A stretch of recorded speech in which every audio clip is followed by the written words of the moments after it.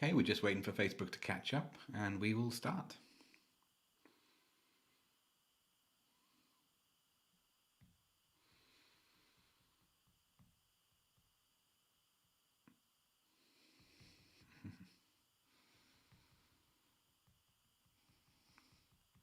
Any minute now.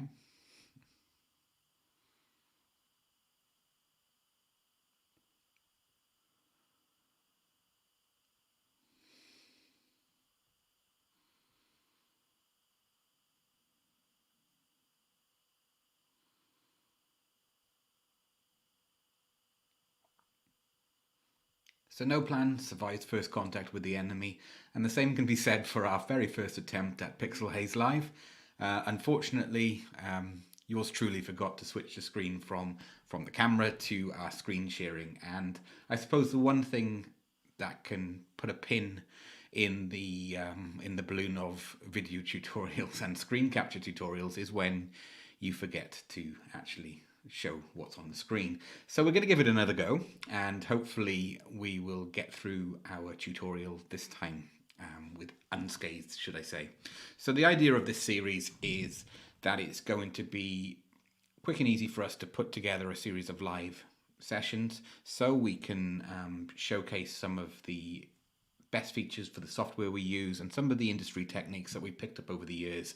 And we just like to share some of those concepts with you, and hopefully in future, as fingers crossed, more people follow the channels, we can answer your questions about software, in particular Squarespace, and that's where we're going to start today.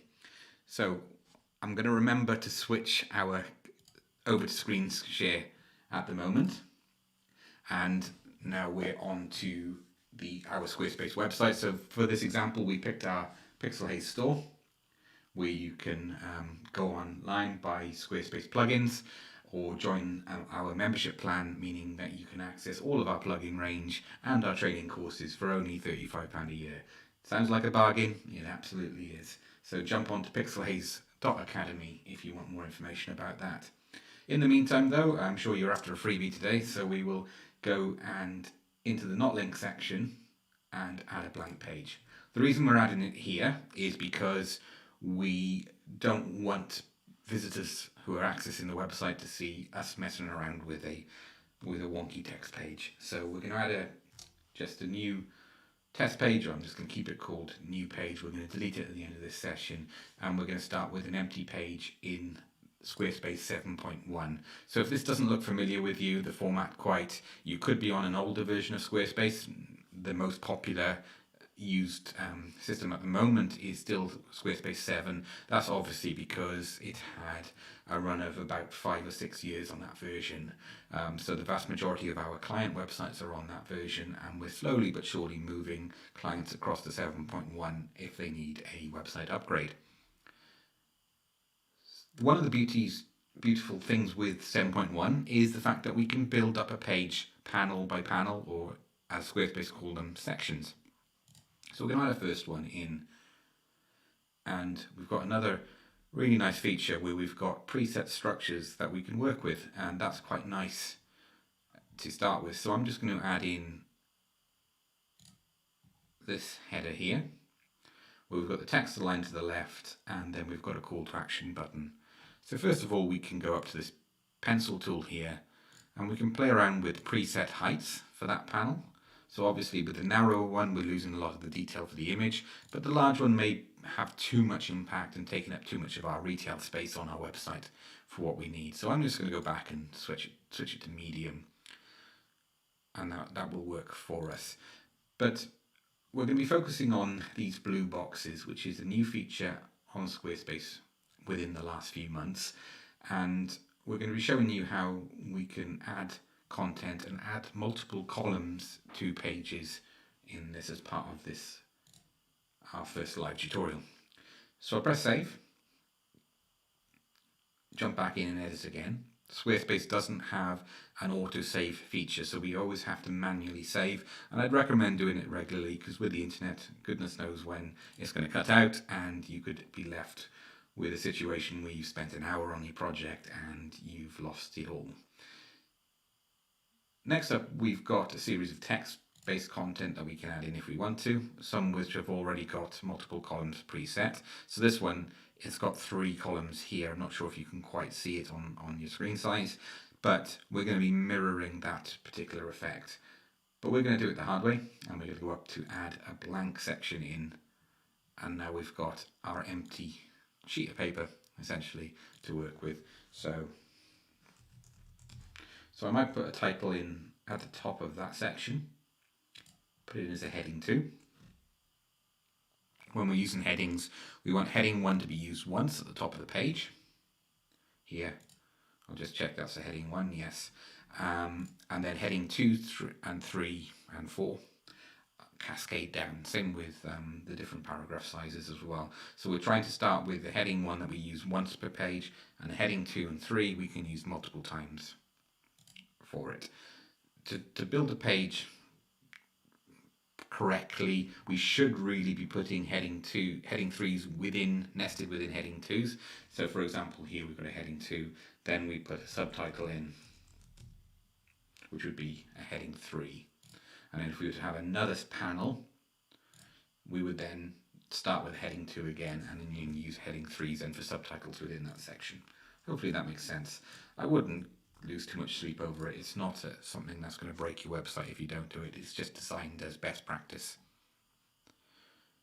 What I'm going to do now also is reduce the section height so it's a little bit more compact. And what I'm going to do now is use lines to create 3 equal width columns within this panel. So I click on that little tiny blue and white plus icon. That's one thing where I feel it's been a step backwards from Squarespace or the older versions, where you'd have a slightly larger lozenge that you could click on to access content. And we've got the content showing here. There's loads of options on here.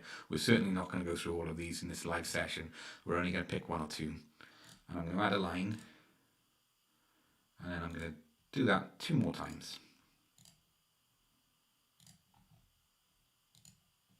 There we go. We've got 3 lines stacked one above the other.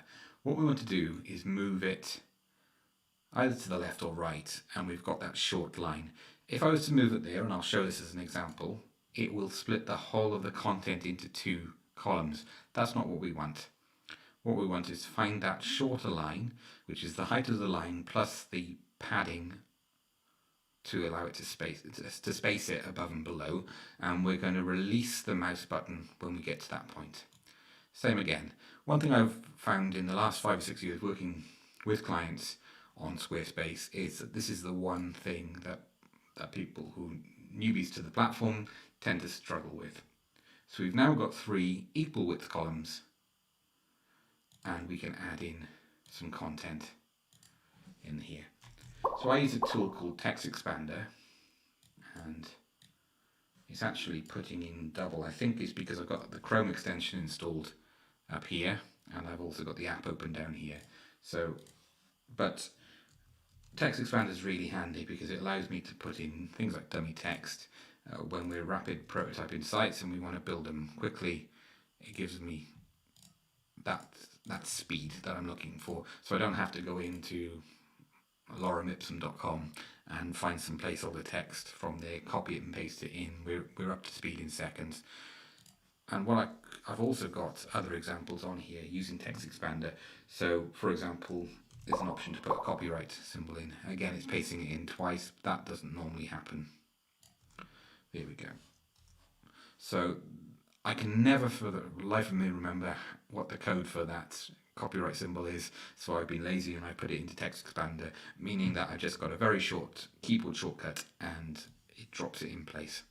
That's Text Expander if you're interested. We will be promoting it a little bit more on the Academy site because it's a very, very handy tool for something like £30–35 a year, and it certainly saves me a lot of time. So we've now got our 3 columns with content in. If I wanted to, I could put in image blocks.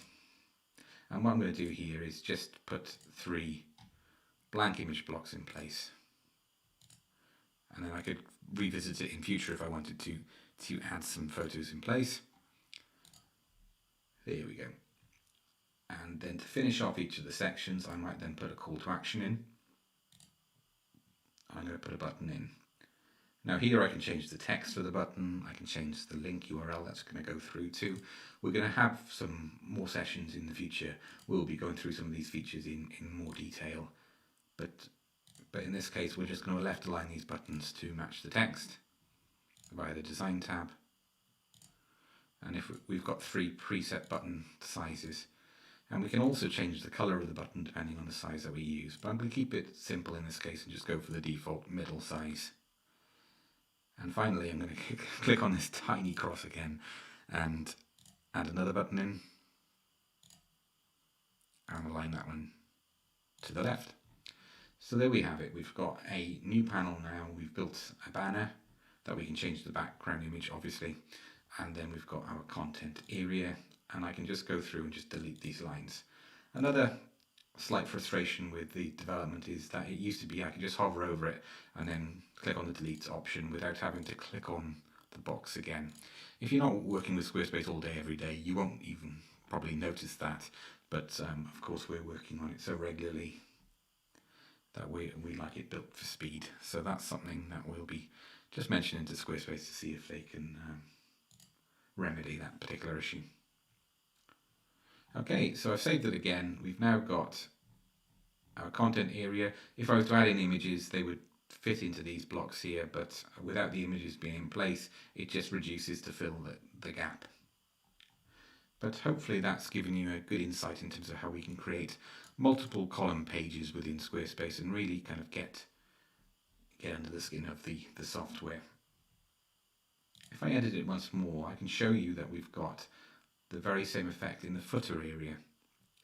Once again, it's built up using these blue boxes, and one handy feature is that it gives you a tooltip to show what type of block it is again. So if there's something that you wanted to use, like for example an Instagram feed, you can just go onto a page that you've already built in the past and then see how you've built it and laid it out.